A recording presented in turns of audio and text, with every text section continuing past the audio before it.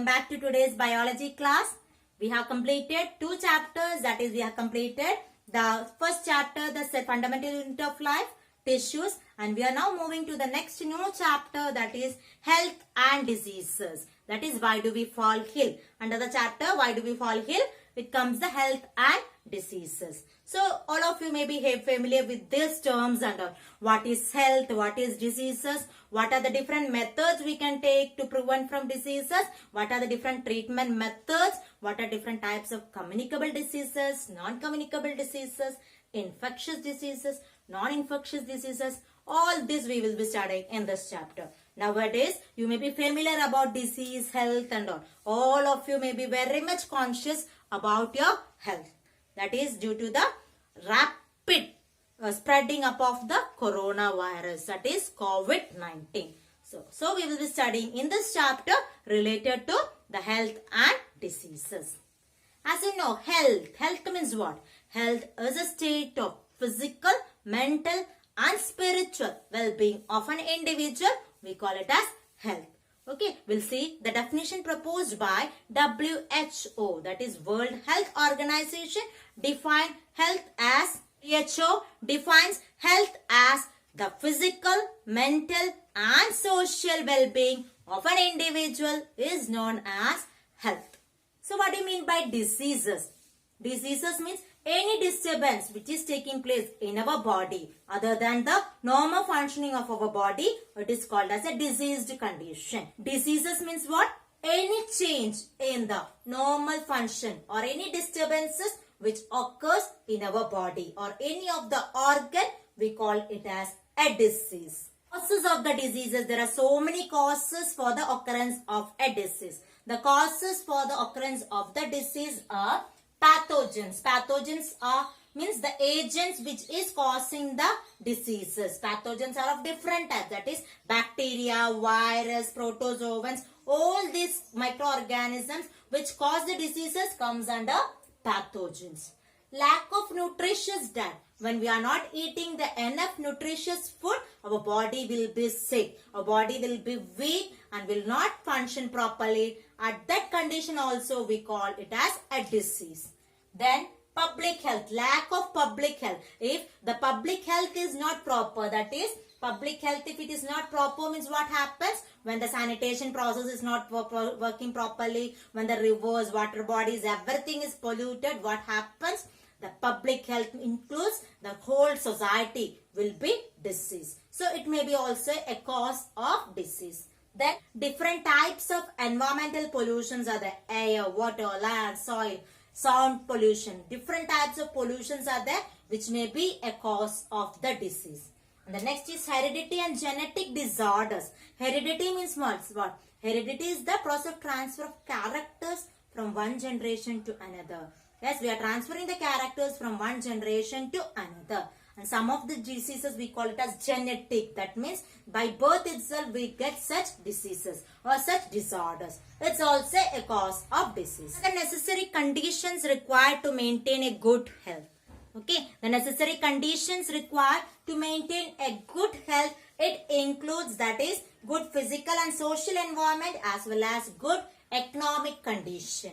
Physical and social environment, that means what? The area in which we are living should be free from pollution and good social relationship should be there from each other. That is known as good physical as well as social well-being. And the next is about the good environmental condition. The area, that is environmental condition, also comes under good physical and environmental condition. The next is good economic status. That is, if we are not having a good economic status, money, etc., also affects the health condition. If you are not living in a proper area or if we are living in slums and all that areas, what happens? Our health will be affected from that. So economic growth also affects the health. So the good health condition, necessary conditions to maintain the health includes, that is good social and environmental setup or status and good economic condition. And next we are going to study about community health. What do you mean by community health? Community health includes the individual and the social groups, or the individuals and groups of people together we call it as community.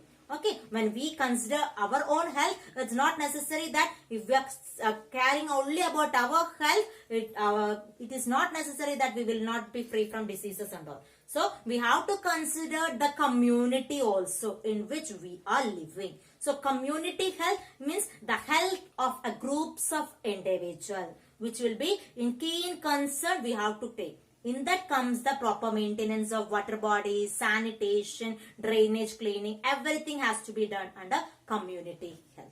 So community health means what? It is the health of the individual along with the groups of individual together. We call it as community health. Personal health and community health are interrelated with each other. What do you mean by the term being healthy and being disease free?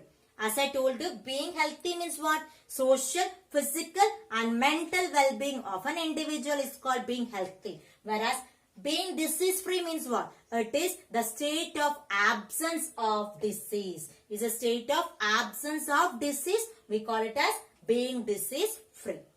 And this being healthy is concerned with individual, social as well as environment. Whereas being disease free means what? It is only concerned about the individual. That is the difference between being healthy and being disease free. Or the different types of diseases. There are a number of diseases and these diseases are categorized into two main types. That is known as acute disease and chronic disease. Acute disease and chronic disease. Chronic disease. So we'll see the differences between the acute disease and the chronic disease. So acute disease is a type of disease which is prevailing for a short duration, whereas it is for a long duration. Acute disease is prevailing for a short period of time, whereas chronic disease are those diseases which prevail for a long period of time. Acute disease, the second difference is they affect the body quickly. They affect the body very quickly, and whereas in this it takes time. It takes time to affect. When I say the examples, it will be very clear for you. Acute disease, as I told you, it's for a short period of time and it will be affecting the body quickly, and afterwards our body will be free from disease. Whereas chronic disease means what? It will be prevailing for long duration and it takes time to affect our body and it will be lifelong. Here we can see diseases like cholera, fever, flu and cough, influenza. These are the few types of acute diseases. Whereas chronic diseases like what? That is some of the genetic diseases, that is AIDS, cancer, tuberculosis, okay, TB, tuberculosis, tumor, etc. are the chronic diseases which will be prevailing for the lifetime. That is the different types of diseases. All the diseases are categorized into two different types. That is, one is acute disease and the other is called as the chronic disease. Type we call as diseases as infectious diseases and non-infectious diseases. Two types again categorized: infectious diseases and non-infectious diseases. For infectious diseases and non-infectious diseases, from the name itself it is clear for you. Okay. Infectious diseases are also known as communicable diseases and non-infectious diseases are known as non-communicable diseases. Communicable diseases means what? The diseases which spread from an infected person to another. We call it as communicable diseases or infectious diseases. Non-infectious diseases or non-communicable diseases means what? The diseases which is not spreading from an infected person to another individual. So, the agents, biological agents are required, that is bacteria, microorganisms, viruses, etc. are required for the disease to take place. So, infectious diseases caused by biological agents, whereas non-infectious diseases, no such agents are required. And these are disease causing. Infectious agents are there, they will cause diseases in us. The non-infectious diseases, mainly it impairs the normal functioning of the body. That is malfunctioning of some of the organ takes place. The organ will not function properly as it was doing. Okay, and then examples are typhoid, measles, chickenpox, leprosy are few communicable diseases. And non-communicable, cancer, BP, diabetes, so many other, that is tumor. These are all non-communicable diseases. So, we have studied what is health, what is disease, what is meaning by being healthy, what is meaning by being disease-free, what is acute disease, chronic disease, infectious disease and non-infectious diseases. So, in the next class, we'll see with the new topic. Thank you.